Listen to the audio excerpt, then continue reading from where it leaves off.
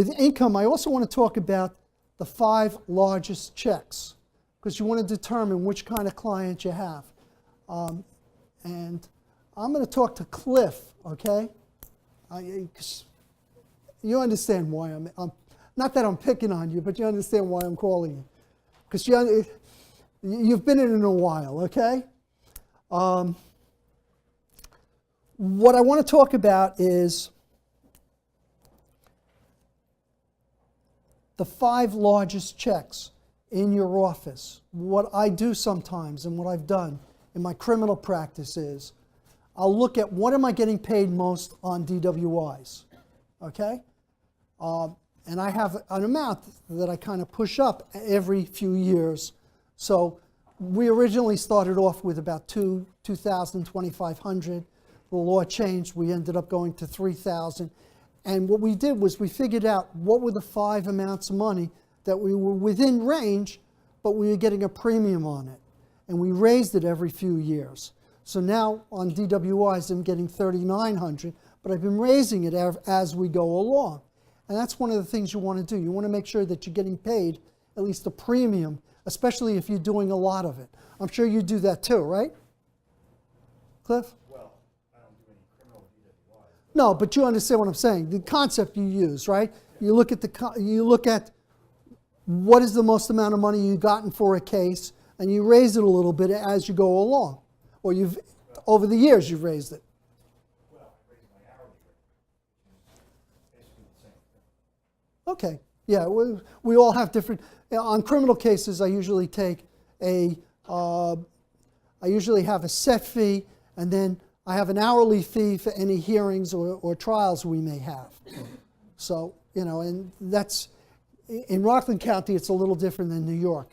In Rockland County you have to deal with what's the general amount of money that you're dealing with. New York City, you probably could, I've seen amounts. We picked up a case where it was interesting. It was a matrimonial, and the attorney was getting paid, I think, $750 an hour. But what she would do is she'd bring in an associate who also was getting paid about $450, $500 an hour, plus a paralegal that was getting paid $200, $250 an hour. So the person was paying approximately $1,500 an hour on a matrimonial. They had gotten not even up to EBTs, and she had already spent about $100,000, $125,000, and they were suing her at that time for an additional $40,000. And I'm saying to myself, in Rockland County, that's not going. In Suffolk County, you're never going to get those amounts. We originally, I ended up talking to the attorney, and we ended up resolving the case. I said, we don't want to go to war with you. Lower it down a bit and, work it out. But you got to be reasonable too on fees. Let's see.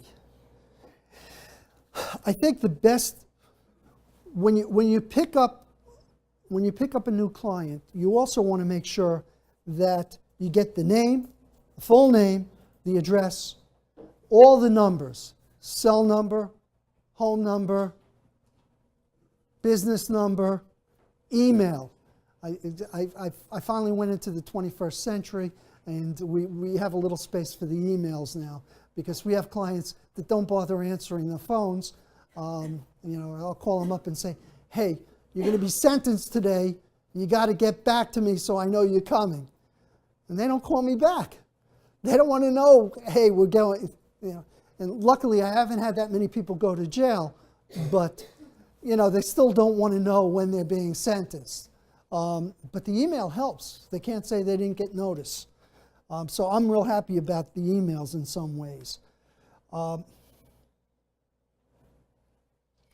other thing with income that I wanted to talk about is retainers.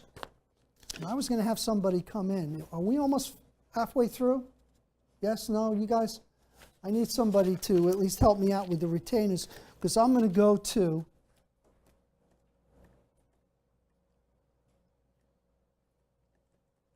there we go, the Experience Transformer.